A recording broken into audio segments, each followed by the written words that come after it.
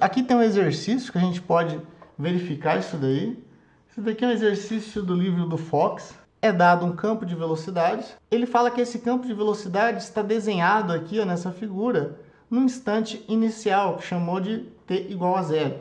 Daí ele pede o seguinte, ele fala assim, ó, avalie as novas posições do quadrado, né, dos vértices desse quadrado, quando o ponto A do vértice do quadrado tivesse movido para posição x igual a 1,5. Então ele vai pegar esse ponto aqui, ó, inicial, esse vértice aqui mais embaixo desse quadrado, e vai trasladar num determinado instante, que ele chamou de tal segundos, até aqui 1,5 metros em x. Daí ele pede para avaliar as taxas de deformação linear nas direções x e y também. Ele faz um desenho aqui, né, depois tem uma resposta. Então, se a gente tentar resolver isso daí muito rapidamente, vou fazer aqui rapidinho para a gente resolver esse exercício. Se vocês tiverem alguma dúvida, vocês podem parar a qualquer momento. Mas é só para a gente entender essa parte de taxa de deformação linear. O campo de velocidades que ele fala que a partícula está sujeita, né, é de AX na direção I, que é menos AY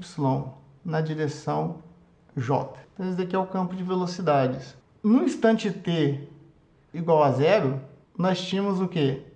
Tínhamos que o ponto A, a coordenada x do ponto A, né, ela estava em 1 metro. No ponto t igual a tal, ele falou assim que o ponto AX estava na posição de 1,5 metros, que é 3 meios ali. Daí ele pede inicialmente para a gente avaliar as novas posições dos 4 pontos dos vértices quando o ponto A tivesse movido para essa nova posição. Então note o seguinte, aqui do campo de velocidades, né, como vocês sabem, isso daqui é a mesma coisa que a gente falar que a componente escalar na direção XU é dado por AX e a componente escalar na direção Y vai ser menos AY.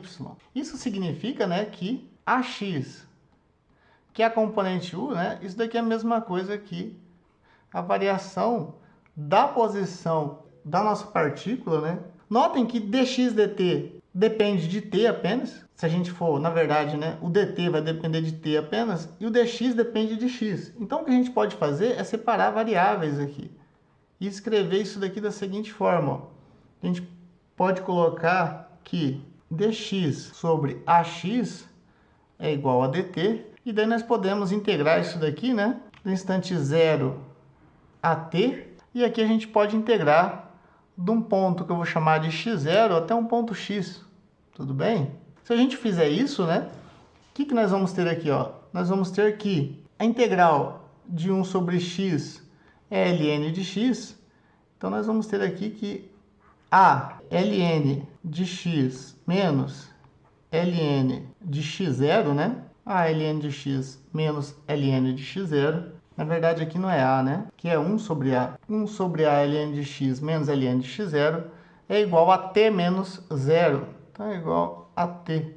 ln de x menos ln de x0 é a mesma coisa que ln de x sobre x0. Então aqui, ó, basta a gente colocar ln de x sobre x0.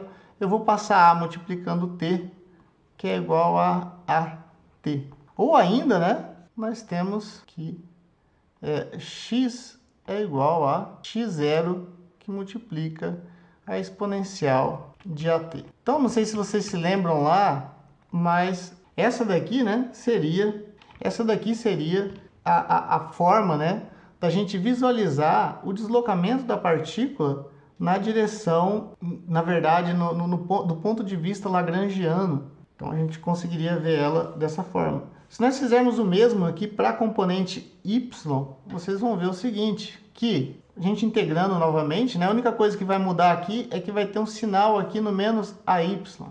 Então, eu vou fazer aqui novamente, né? Então, essa daí seria a nossa resposta, né, na direção y. Notem que, como nós temos esse comportamento, vamos assim dizer, lagrangiano, né, da partícula com o tempo, o que a gente pode fazer da posição da partícula com o tempo? A gente pode simplesmente calcular qual que é o valor de tal. Não sei se vocês se lembram, mas aqui, né, nós temos esse valor de tal ali, que a gente precisa determinar ele para conseguir calcular o que? As novas posições das partículas nesse instante de tempo tal. Então, o tal a gente pode calcular utilizando essa fórmula. E uma vez que a gente tem o novo tal, a gente aplica esse tal aqui em t, okay? E utiliza como x0 e y0 as posições no instante t0 dos vértices do nosso quadrado, tudo bem? Então, para isso, ó, eu vou abrir aqui o Python, como eu falei para vocês. Então, ó, eu vou só importar alguma coisa para a gente fazer, apresentar os cálculos, porque é só para fazer o gráfico, mas a gente pode voltar aqui. Então, ó, o meu t, né? O meu instante t, eu vou puxar ele para cá. Então, t, na verdade, tal, né? Tal, ele vai ser calculado como sendo 1 sobre a, que multiplica o logaritmo neperiano de 1,5, para ficar mais fácil para vocês. De x, né, que é a posição final, que é 1,5, sobre a posição inicial, que era 1. Se vocês forem ver aqui, ó, a posição inicial aqui do vértice, da posição x do vértice A, era 1. Então, a gente vai utilizar isso daí aqui nos cálculos. Isso daqui vai me dar o valor de tal em segundos. Então, calculando lá, ó, o A aqui é 0,3, e daí eu calculo tal como sendo o log. Esse log é o log natural, né? Dividido por A. Eu tenho que esse tempo vai ser de aproximadamente 1,35 segundos, ok? Então, aqui vai dar, ó, 1,35 segundos. O exercício, né? Como ele deu o campo de velocidades, a gente já sabe do campo de velocidades quanto tempo que demora para que esse vértice aqui do quadrado chegue nessa posição aqui em x, ou seja, ande em x, né? Se desloque em x em segundos, ok? Até 1,5 metros. Isso é muito interessante. Então, uma vez que nós temos aqui o valor de tal, né, basta a gente calcular as novas posições dos nossos vértices. As posições iniciais desses vértices, elas estão aí, né? Vou colocar aqui, ó, vou chamar de x, não chamar de x0 aqui. Esse x0 eu vou colocar em forma de vetor para ficar mais fácil da gente calcular. Então, elas estão aí, ó, em x, se eu não me engano é 1, é 2, 2, 1. Ou seja, eu coloquei ali, ó, eu coloquei aqui os vértices 1, 2, 2, 1, 1. Para a gente poder criar o quadrado, tudo bem? E as posições em y, na direção y, são 1, 1, 2, 2, 1, ok? Então a gente volta lá, ó. E o y0 vai ser igual a 1, 1, 2, 2, 1. Então essas são as posições iniciais, né, de x0 e y0. E as posições finais serão, né, x, que eu vou chamar aqui de... O x vai ser... Vamos voltar lá na nossa expressão. O x vai ser x0 vezes a exponencial de a vezes tal, né? E o y vai ser y0 vezes a exponencial de menos at. Então, a gente volta aqui agora, ó. Então, isso daqui vai ser x0 vezes a exponencial de a vezes tal. E o y vai ser simplesmente y0 vezes a exponencial de menos a vezes tal. E daí aqui a gente pode... Eu vou criar um gráfico, né, para a gente visualizar isso daí. Eu acho que eu vou chamar de G1 aqui para ficar mais fácil. E daí eu vou chamar aqui de plt.x0, y0. Eu vou plotar na cor azul, x, y, e a gente plota na cor azul também, mas tracejado, não verde, tracejado, aqui para ficar mais fácil. E daí o S é igual a show. Vamos só mostrar para ver se a gente consegue visualizar. Vocês devem estar vendo aí o gráfico. E realmente houve a deformação, tá vendo? Esse verde aqui é a nova posição do quadrado, onde esse ponto aqui, o vértice inicial que estava no ponto 1, acabou indo para o ponto 1,5. Mas, da mesma forma daquele vídeo que eu vou postar para vocês lá no Moodle depois, vocês conseguem notar aí que teve um achatamento aqui na direção Y, ok? Ao mesmo tempo que nós temos um alargamento aqui na direção X. Isso daí ocorre porque, ó, se a gente for prestar atenção, se nós prestarmos atenção nesse campo de velocidades, o que nós vamos ver aí? Este campo é incompressível? Para a gente visualizar se ele é incompressível ou não, né? Nós podemos, por exemplo, calcular o divergente. Então a gente pode calcular aqui o divergente de V. Divergente de V. A gente tem que verificar se ele é igual a zero. A hora que a gente calcula esse divergente de V aplicado naquela função ali, né? Como vocês já devem ter visto, nós vamos ter o quê? du dx mais dv dy deve ser o quê? Igual a zero. Notem que du dx para a nossa função é simplesmente a. Okay?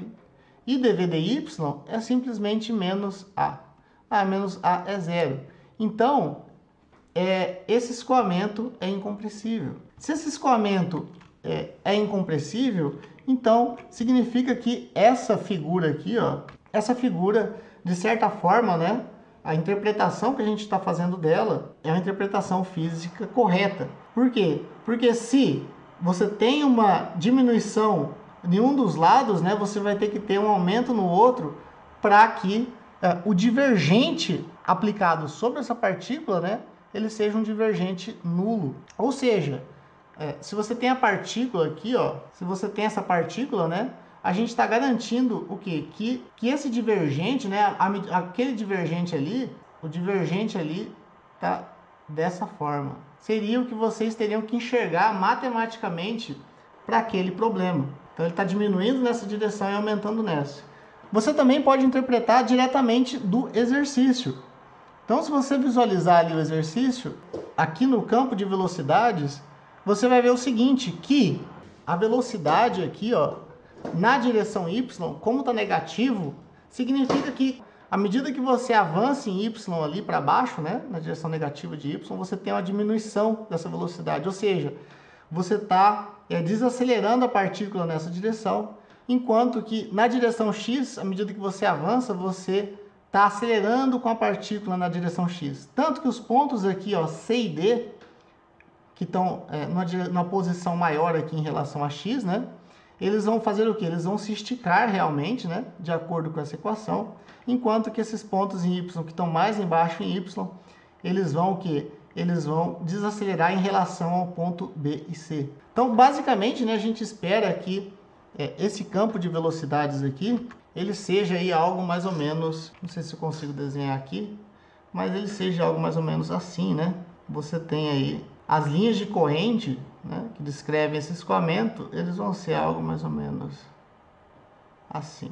Pelo menos é o que a gente espera. Então, desse exercício, né, o que vocês teriam que entender seria somente isso. É só uma forma da gente compreender melhor como que se dá dinamicamente essa taxa de dilatação volumétrica, né? Como que isso daí ocorre, como que isso está relacionado com outras variáveis do escoamento.